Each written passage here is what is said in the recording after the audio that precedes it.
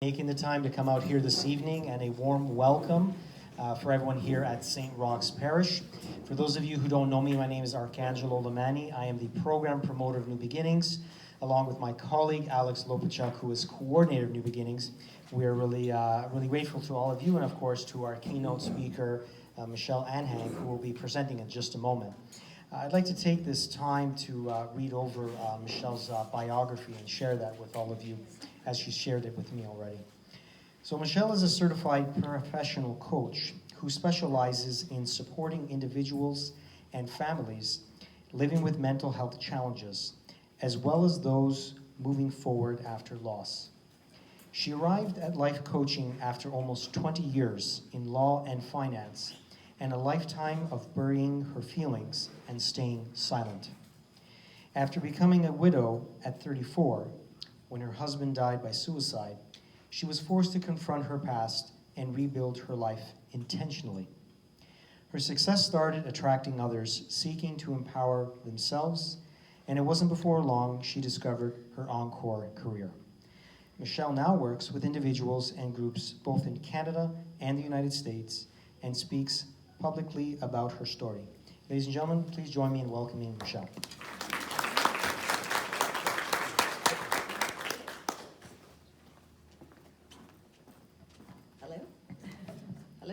Hello, there we are. Okay, hi there. Thank you all for coming out tonight, and especially since the rain. Oh, okay, I'm not doing this while I'm switching to the other one. It's all good. I'm a coach, I'm not a techie. Bear with me. Anyways, thank you all for coming out in the rain and with the Raptors game tonight. We all have to be grateful that it's starting at 9. Thank goodness for that. And thank you, Arcangelo, for inviting me out to speak tonight. As you know from Arcangelo's introduction, I did lose my husband 13 years ago. Switching again, techie.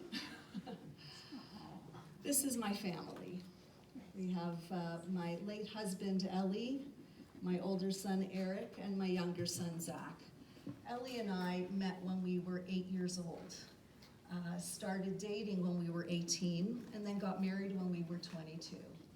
And the boys followed a few years after that, and Ellie didn't really show any signs of mental illness in the beginning.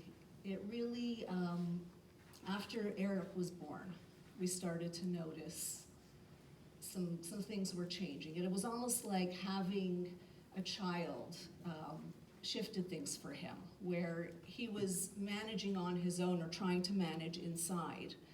And when there was this little child that came into the world, he didn't know how to cope. And so his health started declining. But again, we didn't realize it was mental illness. It was just here and there, sporadic, little things, little incidents, little depressive incidents or episodes. And throughout all of this, Ellie didn't want anyone to know. He had a lot of shame about it. So it was very much about, don't tell my family. I don't want our friends to know. And no one did.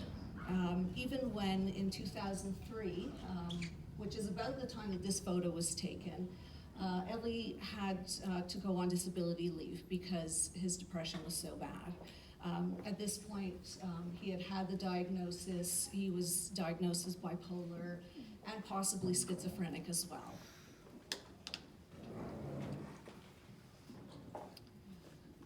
So here I was in this picture taking care of 3 kids. It was tough. Ellie, on his good days, could help me with the kids, but unfortunately there were more bad days than good. He spent days on end in bed. My kids thought it was funny that Dad likes to sleep a lot. He likes to take a lot of naps. There's a small blessing that they were young enough to not understand it. I was working 2 jobs at the time to pay the bills and get us through all of it. And when Ellie had his manic episodes, we wouldn't see him. We didn't even know where he was, what he was up to. what was going on, and I would just have to tell the kids, Daddy's working hard, and he'll be home soon. May 24th, 2006, Ellie was in New York.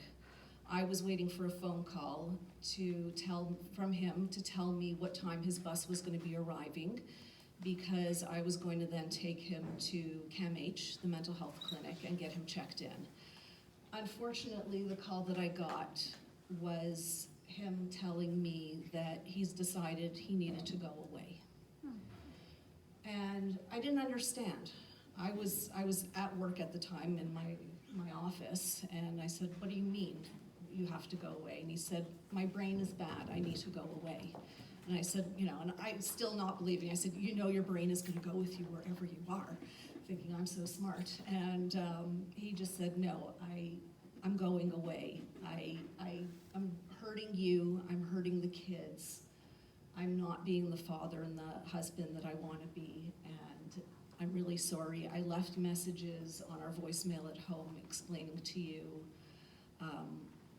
why I need to go, and I love you, and I'm sorry, and he hung up on me. I called my voicemail at home to listen to the messages, and there were the goodbye messages, one for his parents, one for me, and one for my kids, apologizing for the pain that he was causing us, and the pain that he was in, and the fact that he didn't know how to get away from the pain. He said he tried everything. He was on 17 prescribed pills a day at this point. He was also taking other forms of street drugs, anything that would potentially take the pain away from him. And none of them worked. It all failed him. And he decided that this is what he needed to do. I called 911 and said, there's an emergency. I don't know what you can do. My husband's in New York, but this is what's going on. They came very quickly to my office. I played the messages for them. And it all gets kind of blurry from this point, but at some point I got a call from the New York police telling me they're sorry. They found him, and it's too late. And the rest is a blur other than me screaming, this isn't real, this isn't real. I was 34 years old, my kids were 7 and 4, and I was now a widow.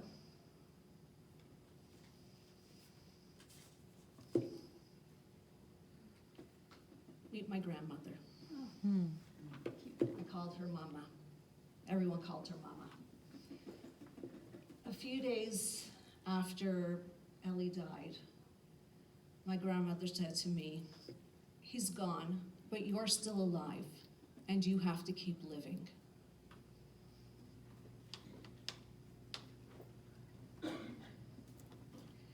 And then she handed me a gift card for a manicure pedicure and said, go and get your nails done.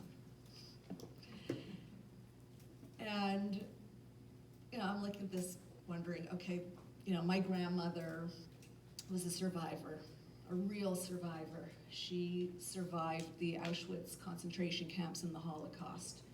She survived the revolution in Hungary in the 50s and escaped with her young family, hid in a horse-drawn cart to go to Austria, then moved to Canada, restarted her life there, working in the Royal Bank, and worked her way up. And I'm thinking, there's gotta be some wisdom here. This isn't just about go and get your nails done, honey.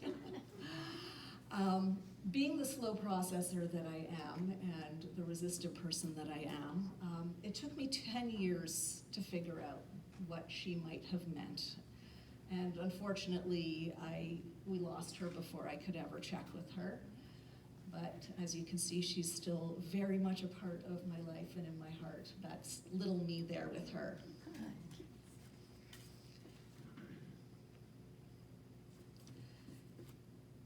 Grief, as I'm sure many of you know, has more questions than it offers answers. We have a picture of how we believe our life is going to look. And then one day we lose a loved one, and it takes our hopes and our dreams with it. With that person, a part of our identity dies too. Suddenly, we're no longer a spouse. I was no longer a spouse. Others of you who've experienced loss may not have a father or a mother anymore. Suddenly, you no longer have a brother or a sister. Oh, do you need, oh yeah, sure. I'm so bad at this, I'm sorry. Or we may have lost a child. We're not the same person that we were before the loss happened. So who are we now? And when we're asking ourselves this question, it's almost as though we need to start our life all over again and build ourselves up just to figure that out. I want to, oh, did I just, not a techie, still not a techie. So I want to just stop here and say that I know many of you, or I understand many of you came here because the topic was suicide and mental illness. I'm going to be talking quite a bit about grief overall and my grieving process overall. I will be touching on my experience relating to suicide, but I hope that if you have questions that come up, please feel free to ask me. But just understand that when I prepared this, I didn't realize at the time that there was so much interest in the suicide and the mental health piece. So it's not that I'm trying to gloss over anything. I want to address everything, and I will leave some extra time at the end for any questions. So please, as things are coming up, feel free to save them, and we'll address them at the end.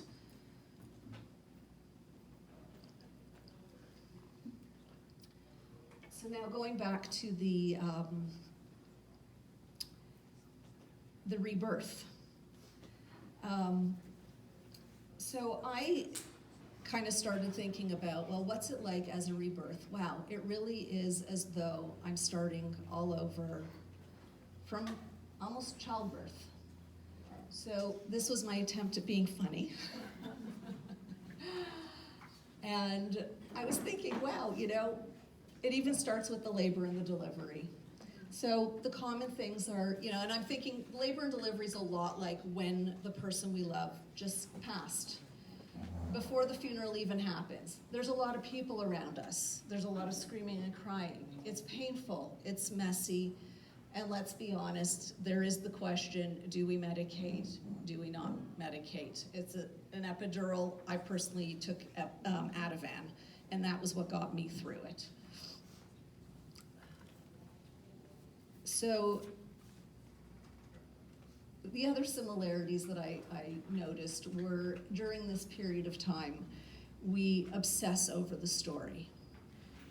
We keep replaying it in our head, whether it's a story of labor or it's the story of death. We need to talk about it. We need to get it out.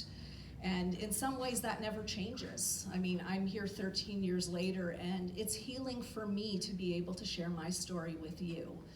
And so just to think about that, this is something that is real and difficult and exists in our life, and always talk about it. There are people that want to hear it. There are people that, you know, we know it's not for them, it's too much for them, but find those people that you can keep talking to. And just to share a little story of what it was like for me during this period of time. I remember when we were preparing for the funeral, and I had a group of women, my close friends, over at my house, and I was even on the phone with a very dear friend of mine in Florida, and I'm sitting on my bed, and I'm like, what do you wear to your husband's funeral? Like, I'm 34. This is not something I was thinking about. It was more about what schools are we picking for our kids. And I was so helpless at that point in time. Like, I didn't even know, how do I even answer that question? And it took 8 women to go through my closets and my underwear drawer and everything else for me, to pull out those clothes and say, here, this is what you're going to wear. And I have so much gratitude for those people, because I was really helpless like that, just a complete mess. The next stage, it's not as beautiful as this beautiful little baby, but this is our newborn stage, where pretty much all we are doing, say just after the funeral, all we're capable of is eating, crying, pooping, and no one's sleeping at night. And life is pretty much a blur. I know for myself during this time, it was alternating between crying and going completely numb. I was also completely resistant to what was going on.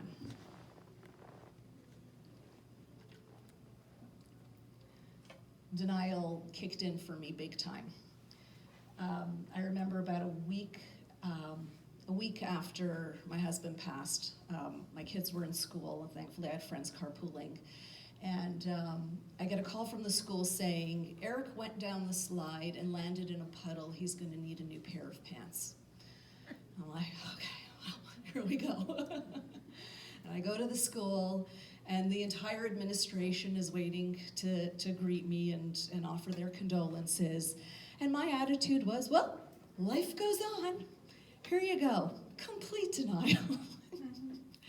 And that was pretty much the space that I lived in, maybe 10 years. So everything that I'm sharing, or much of what I'm sharing here, is a cautionary tale. Don't do what I did. So take it all and take what you want and leave the rest. But yeah, don't do what I did. So moving on to the next stage of the process is when we feel like a toddler or a young child. So emotions are big. There's frustration, anger, fear, anxiety, and sadness. I felt that for me, this was when the numbness started wearing off and the shock started wearing off. We have the first taste of our new identity, but we're experiencing some resistance. We want to do things on our own, but realize that we're not quite ready yet. There's a feeling that others are going on with their own lives and leaving us behind. And it's great, we have that freezer full of lasagna, but nobody else to help us with it. And then there are the questions where it's very much about us. Why has this happened to me? How can I survive without my loved one? And we just start trying to make sense of it, trying to make sense of the world. So, as I mentioned, I was in this state of big denial. I thought, okay, it's been a few weeks. I need to be productive. I'm going to go back to work and make something of myself. I needed to feel useful. I needed to do something. And so I went back, and a few weeks in, I'm noticing I'm starting to unravel. And believe me, I fought it. And it was only when talking with my employer, they're just like, what did you think? Like, of course, your husband just died. Of course you can't work just yet. And it really, I fought it. And then eventually I did go on the leave. And, but still kept pushing myself. This was also the time where I started questioning God. I lost faith at that point. I'm Jewish. I went to my rabbi and I said, give me something. Give me anything. Tell me, he does things that we don't understand. Just let me hear anything from you. Because really, I couldn't understand. I was like, why would a just God take away my kid's daddy? What did they do? They were preschoolers. They were little boys. And, what happened to him? Why did he go through that? He was the kindest, gentlest man. And he suffered so terribly. I had so many questions and so many doubts. And my kids, interestingly, handled it in their own ways. Zach, my 4-year-old, who couldn't comprehend death yet, when I first told him, said, "Oh, is Daddy a mummy, like on Scooby-Doo?" That was all he could picture. I was like, sort of. And Eric, my older one, who was 7 at the time, said to me one day in the car, "Mommy, I know exactly what happened to Daddy." And he didn't know how the death happened, but he, in his mind, needed to make sense of it. And he said, "What happened was, God saw that Daddy was going to get hurt, and so he scooped him up and took him to heaven before anything bad could happen to him." And I said, "That's exactly what happened. Yes, you're right. You're so smart for figuring that out." And I was so grateful that he could find some mercy in that, because I was not in the same place. I tried to go to synagogue for the services to connect with God. I had a friend who took my boys to the services, and they were very happy with that. It was playtime with their friend Dave. And I remember the first time I tried to go in, I took everything out of me to get ready, to put on my makeup, to get dressed, to walk over. It was only a few blocks from my house. And I remember standing outside because I didn't know how to go in. I couldn't take that step in. And I stood outside and I cried until the service was over and everybody came out. There was a lot of anger as well that I had towards other people. Everybody's moving on with their lives, and can't they see that I'm still in this place? I'm still hurting. My life is a mess right now. And I couldn't understand, everyone was there in the beginning. And honestly, yeah, it made me angry. I also got angry. This was, Facebook was just starting out then, but either it was a post on Facebook or conversations with friends. And, all my friends were married with kids, and somebody would be complaining, "Oh, yeah, my husband went away on a business trip, and now I've got the kids all to myself for the whole week." And I'd just be sitting there thinking, at least your husband's coming back. And there was so much resentment and so much anger. This was not a fun stage. But it's real. It's there. It's necessary. I feel that we need to go through this and to move into the next stage, which is also fun, the teenage stage. So it's awkward being a teenager. This is where we're trying to find our place in the world again. We begin redefining ourselves. We're trying to be a bit more social. It's a time of exploration and trial and error.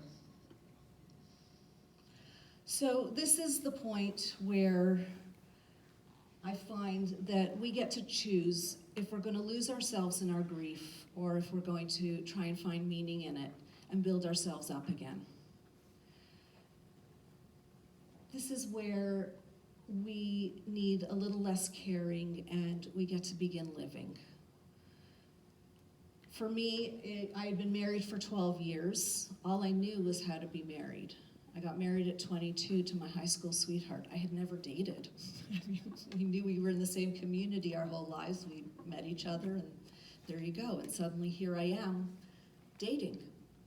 And I'll be honest, again, my story being the cautionary tale, my friends also all being married and getting married at a young age were just like, "Don't worry, we're gonna find you a new husband soon."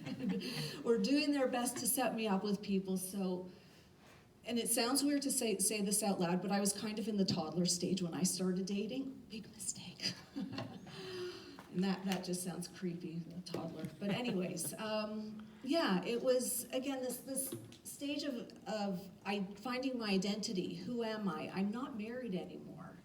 And I feel like a fifth wheel with all my friends, all my couple friends.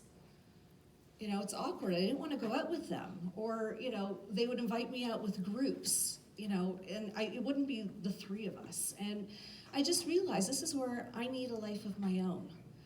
I needed to go and find other single women, other women like me. This is where I started connecting with other people who were bereaved, who can connect to the place that I was in, because it was all new. And this was also a bit where I might have gone a little bit too far in the, okay, life goes on, woohoo, I'm single, and maybe partying a little bit too much with my single friends. Again, don't do what I did. But on the plus side, I did start a new career, and I was starting to feel alive again. Then we move into the young adult stage. So this is where I feel like we're settling into a new way of living.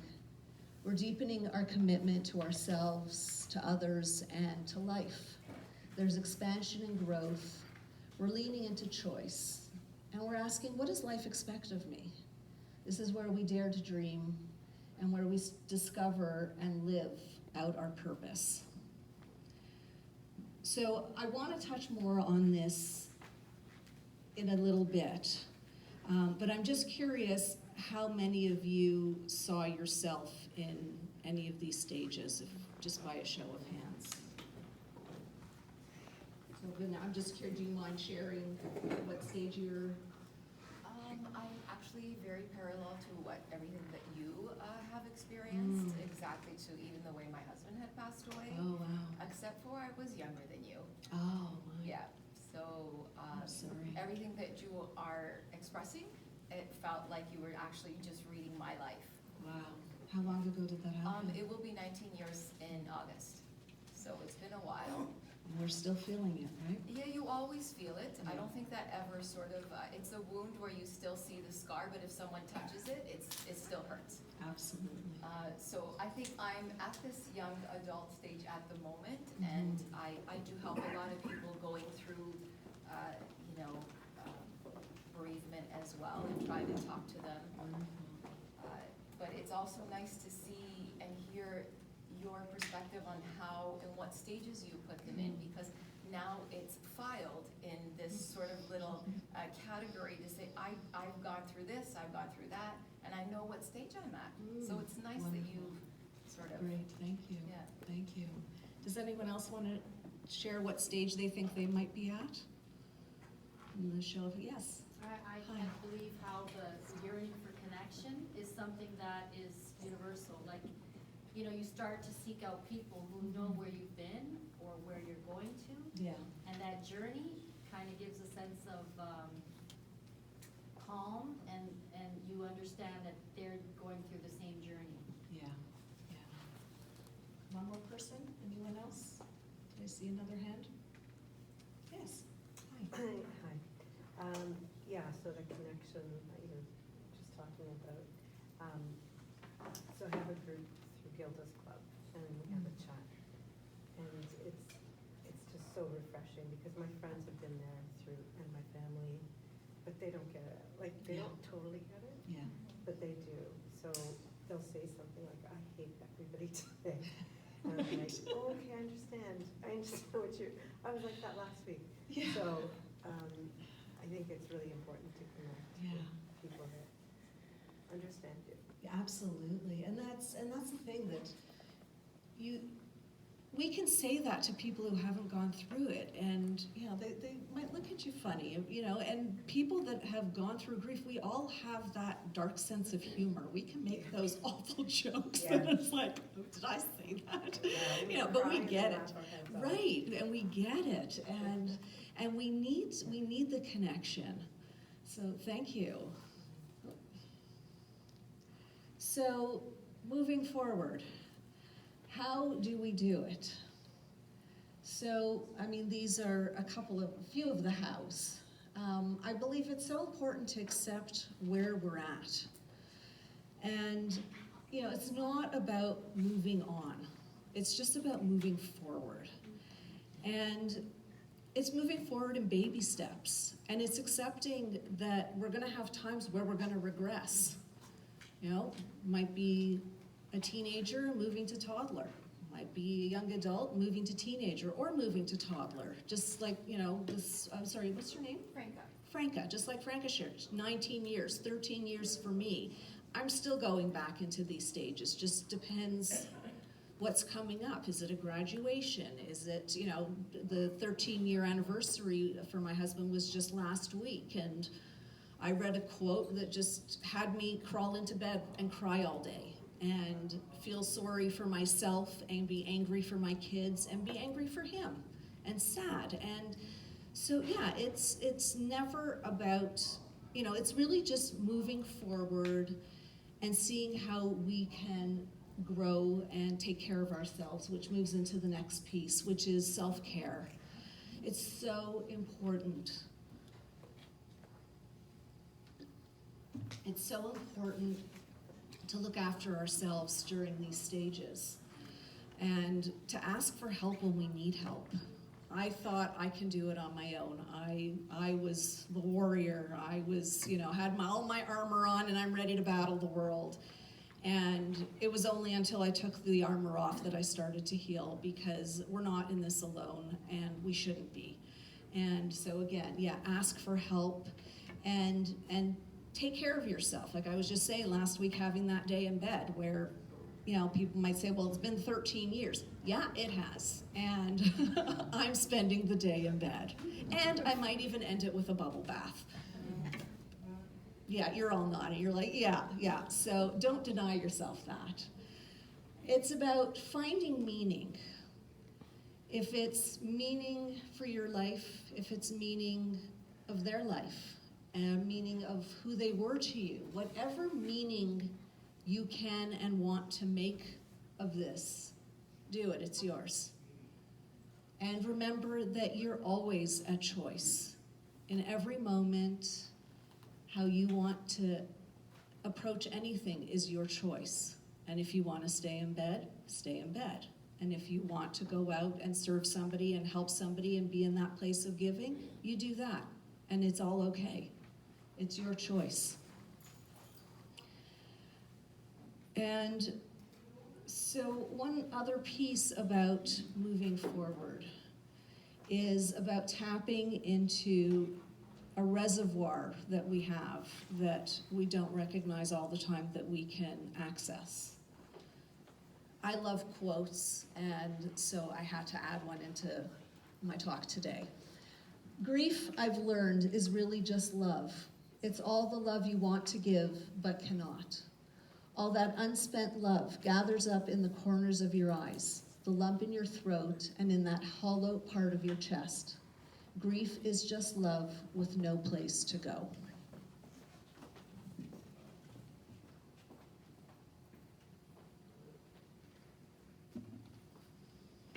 Well, we have all that grief, and we have all that love. And so the question is, how do we take that love and apply it to ourselves and to others during each of the stages of our grief process? So I believe, and I'm not the first, it's another quote, Rebirth, who said, "To live is to love is to live." And that's how I believe we move forward. So very quickly, in the newborn stage, how can we apply love to this little baby who's us, who feels helpless, who is heartbroken? This is the time when we let everyone take care of us. This is the time where we don't put any expectations on ourselves. This is the time where we ask nothing of ourselves. We just let ourselves receive and accept whatever is being offered, whether it's a lasagna or whether it's a hug. Whatever it is, just take care of our basic needs and don't create any expectations. I believe in the toddler and young child stage. We're still very much in survival. We need somebody to take care of us. We might think that, I can go and do it on my own. And there's a little bit of balance. So this is where we can accept our creativity, just like a child who paints us a lovely picture and said, look what I made, and yeah, it's great. And we open our arms and say, I love it, it's beautiful. And so it's about just offering it to ourselves, being kind and being patient, and letting the learning happen. Teenagers, they can be hard to love, and they're fun too. I've got one now, mine are now 20 and 17, and they're amazing. And so looking at the teenage stage that we might be in, this is where we're beginning to heal. We're moving out of survival. And recognizing that when we experience such a deep level of sorrow, it allows us to experience an even deeper level on the other side, that deeper level of love. And this is the time where we get to open ourselves up, open our hearts, and open to new experiences, to new people, and to new ways to explore self-love. How can I be kinder to myself? Young adult, this is where I was coming back to. There's a lot going on here. So this is where we're moving into the period of growth. This is where we're trying to find meaning and find purpose. And I just put up some questions that I just thought might be helpful that, we can ask ourselves in the journey of moving forward. What attitude towards life do I want to adopt? How can I honor my loved one? What did I love most about them? What did they love most about me? How can I honor the life that I want to live? And then also noticing, what do I love most about myself? What ignites my passion? And remembering back to when I was young, or when we were young, what did you love to do then that you can recapture? And how do we bring more of all of this into our lives now? So for me, it was about turning my pain into my purpose. Through my journey, I realized that I wanted to help people that have family members with mental illness and addictions, or who've experienced suicide. And so I am a coach who does just that, and I speak to groups like you and others in talking about the stigma, ending the stigma, in giving information about mental illness and the reality of what it is like to be a survivor of suicide loss. And so it's an invitation here to you to just consider, how can you make the meaning out of all of this? And all of your situation. So going back to my grandmother, and nope, don't have a picture of her again, as much as I'd love to. So for me, it was going back to that meaning of the gift card and finally understanding what it was. And again, I made this up, but it works for me. And so what I believe she meant with that gift card for my manicure pedicure was appreciate the little things in life. Get out of the house, pamper yourself, and take baby steps by putting one pedicured foot in front of the other, and extend one manicured hand to ask for help when I need it, and the other hand to offer help when I can. Thank you.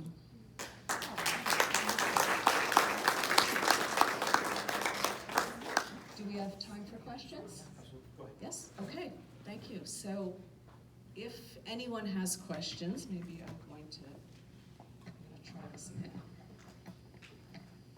Hey, don't be afraid. It doesn't bite. I promise. Are you sure? Okay. Can you guys hear me? Closer. So much. As if you're almost kissing. Okay. Hey, awesome. All right. Any questions? This feels awkward, but any questions? Yes, hi. So how does a life coach help? Like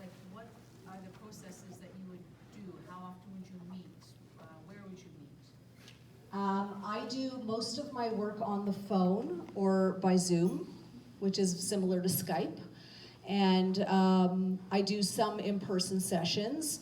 All the other details really varies and depends on what the person's individual needs are and what their availability is like. And the process is one of a combination of support as well as applying different trainings that I have, learning mindfulness techniques just to help calm ourselves. You know, if this is, you know, if we're talking about living with a person with mental illness, those of you who do might be able to relate that it is a bit of a roller coaster ride. And what I say is, instead of being on the roller coaster with our loved one, it's much healthier for us to be standing at the bottom and waving and saying, I love you and I'm here for you, but not getting on with them. So I work on helping you stay here at the bottom and wave with love and still be okay with yourself so that you can be there be more present for your loved one. And would you work with somebody who has mental illness? Depends on the degree. Yeah, I deal with, I will work with clients with depression and anxiety, but I don't work with the severe mental illnesses. That's not within the range of my training or the scope. Would you be assisting, so if they had therapy or they had meds and stuff like that, you just are another person that they can... Yes. Yeah, so therapy often is working with past issues, old issues, or it could just be, you know, needing to talk things out. Coaching is about where are you today and where do you want to be, and moving forward. So that's why it really depends, you know, and I do have clients that are working with a therapist as well. So we serve different purposes and there's very little overlap. And I will say at times, this is something to work through with your therapist, and they'll send, you know, them over to me for stuff to work on future related. Thank you. Hi. If I can ask, did your kids approach you eventually, or did you have this talk much later? Just about the... We had a couple of different talks, yeah. There were many talks. Yeah, kids will experience the grief at the cognitive level that they're currently at, and then as they develop, they start experiencing it in new ways. As they're, you know, as I was mentioning, Zach thought it was Scooby-Doo, and, you know, then about a year later said to me, Daddy's not coming back, is he? And I was like, no. And that was a conversation, because at 4, he didn't have a sense of permanency. They don't get that. So yes, every year when Eric was 10 and all his friends were out playing baseball with their dads, he went through a grieving stage because, you know, he's the only kid who didn't have a dad. So yeah, many, many conversations. They still happen. Yes? What are your thoughts about working within groups? Like you can have therapy groups, you can also have self-help groups. Mm-hmm. I think they're wonderful. The more support you can get, the better. I did group therapy. I did individual counseling. My kids did group therapy, like art and play therapy, and then I hung out with all the parents. We had an informal group. I am all about as much therapy as you can get, as much support as you can get. We need this. We're yearning for it. If you're feeling you need it, do it. Thank you. Yes? I don't think this is as much a question as just an expression of gratitude to you for sharing it the way that you did so beautifully, but for putting a face on the journey of grief in terms of the stages that we live through, that they're positive stages, because a lot of the grief materials are either using psychological terms or they're using terms that are detached from the human experience. And we all either have been a toddler, right, or we know a toddler, or we've been a teenager, we know a teenager. We've journeyed through that, so it's life-giving to look at grief in that positive way of growth. So it's just a gratitude to you for that. Thank you. Thank you so much. I saw a hand at the back. Yes. At what stage in life do children need to know the truth about what actually happened? Oh, that's a good question. So again, a cautionary tale that I was not going to get into in this this talk. So at the time of his death, one of his family members said, "What are we going to tell people?" And said, "Let's just say it's an accident." And me being in shock, like it had just happened hours earlier, and I'm like, okay, because I thought, I don't want to tell this to my kids. I barely understand it. How are they going to understand it? And unfortunately, I carried that for many years and did not tell my kids until quite recently, which is when I started moving into doing this work. I warned you guys, I did everything wrong. So I can't answer that question. I know, I always told my kids, therapists and doctors, the truth, and I had many say to me, they need to know now. And I had others say to me, I would have done what you did. I do not regret for a moment sparing them the guilt that I felt and the question of, could I have ever done anything differently? They didn't have to grow up with that. They never had to think my daddy left me. And I have no regrets about that. I am grateful and I'm very lucky that my kids, I've been very open with them about everything but that, but they knew my journey. And so when I did finally tell them, they were very understanding. They both wished that they had known sooner, but I don't know that they could have answered when either. I think it's such a personal thing. And so, yeah, advice that I would give is follow your heart. Sure, thank you. I saw another hand somewhere. Yes. I just wanted to, going back to your position now as a counselor or, I'm a coach. a coach. Yes. What can an aunt, I'm an aunt of a nephew do? And I'm watching this fellow, 15 years, really, really suffering with on the anxiety, depression, and never really talk per se. What can I as an aunt do? I mean, Offer him love. I Just, hardly see it. I mean, yeah. this person also not social, right? It's Yeah. very difficult, except on his birthday, I show up. What do you want to do? Well, I'd like to offer some help in terms of therapy, but, I'm not his parent, so Does he want therapy? he doesn't talk, I don't think so. He doesn't talk much. Would you ask him? I could ask. I would say start there. I've given him my phone number, my daughter's given her phone number, so, but there's no interest. So it's tragic, actually. Yeah, it is. You know. And unfortunately, this is the course of mental illness. And yeah, I would say, if you feel comfortable asking him, he may need you to help him source it, depending on where he's at. And just ask him what he needs. They have a good sense. My younger son, Zach, has depression as well.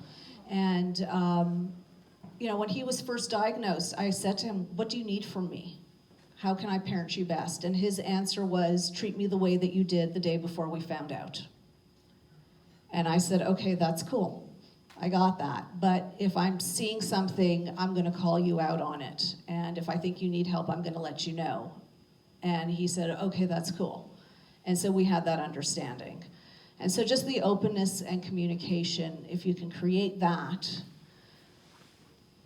there's something there to work with. And it's an opening for them and an opening for you. Thank you. Yes? You mentioned that one point when you're working with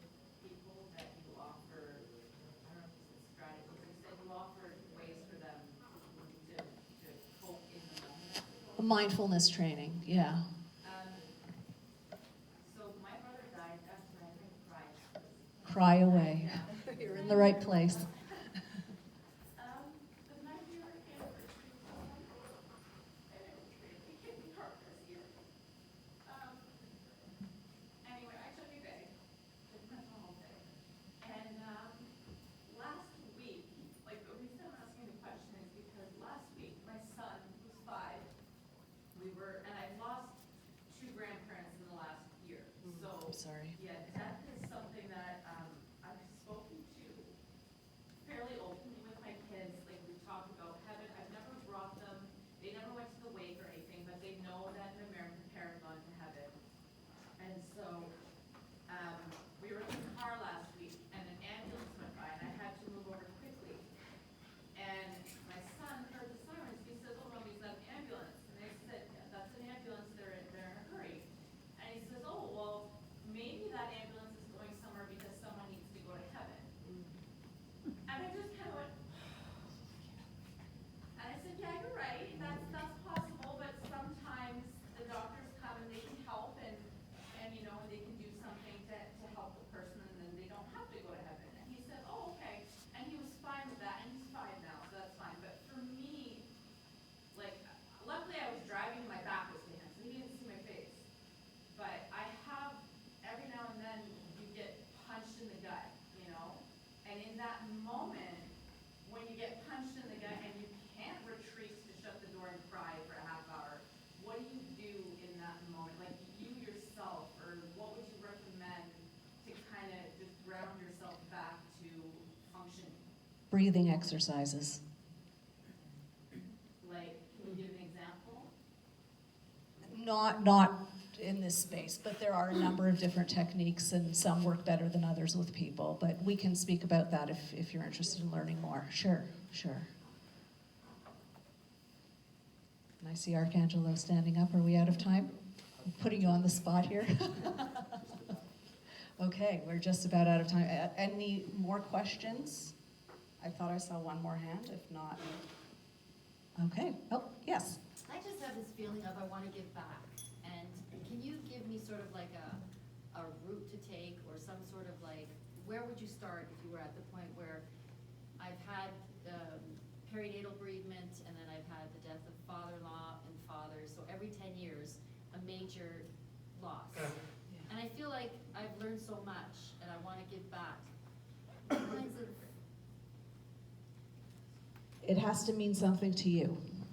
So, the previous, or a couple of slides earlier where I had the different questions you can ask yourself. So seeing what you're passionate about, seeing what areas that you might want to work in. But it's so individual, because I can say, oh, well, volunteer here, but if it's not meaningful for you, it's not going to have the same impact. So I'm sorry I can't give you a better answer, but it is so individual. And if, whatever particular area that you feel maybe was the most challenging for you, where the people need the most help, that might be the place to start. I connect particularly to this population of people. So this is why for me it felt like, yeah, I have to do this. So it's one of those things of like, oh, of course. This is what I needed when I was going through it. Thank you. All right, well, thank you, oh, yes, one more. Sorry. Michelle? Yes. As you look around the room here, I see something that's very typical of these types of gatherings. It's predominantly comprised of women. And I'm wondering if you have anything to offer us men here in terms of your reflections about,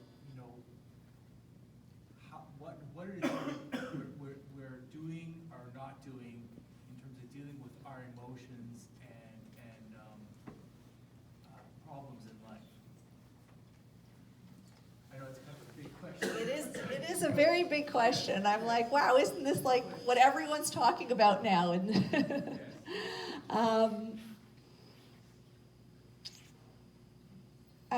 I don't think I have a simple answer other than allow yourself to feel whatever you're feeling and start there. And again, it's baby steps. It's day by day. It's just giving yourself permission and saying, it's okay. This is where that self-love comes in. I'm just saying, I need to cry. I need to be sad. Thank you. I'm sorry, I can't offer more. Okay, thank you. All right, thank you, everyone. Thank you, Michelle. I apologize if I didn't give you enough time. I mean, we need more of Michelle, right? Fair enough? We need a lot more of Michelle. So yes, please stick with the New Beginnings ministry, and we'll put you on tour as best we can.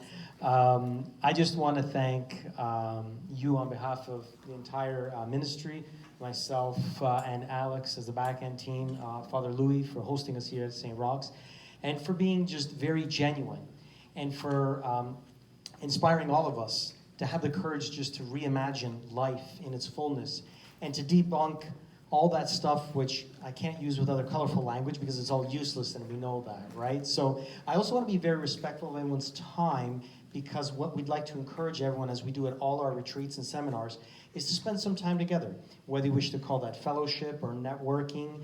I also would like to offer Michelle the space where people can approach you if they have something a little bit more personal or private.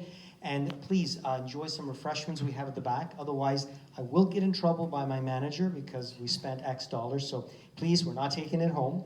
And so again, please know that you're welcome to stay, and of course, engage with Michelle. And on the way out, we have a couple of brochures if you'd like to. So again, thank you again, Michelle. And yes, please enjoy your time here still. Thank you. Oh, and just before I forget, sorry, I nearly forgot, right in my hands. My colleague and I, Marianne, will be passing out feedback forms. So we ask that you fill them out anonymously, okay? You don't require to put your name. Marianne's going to be to the left-hand side. I'll come here to the right. And then just drop it off at our table if you could, please, on the way out. Thank you again. Have a great evening.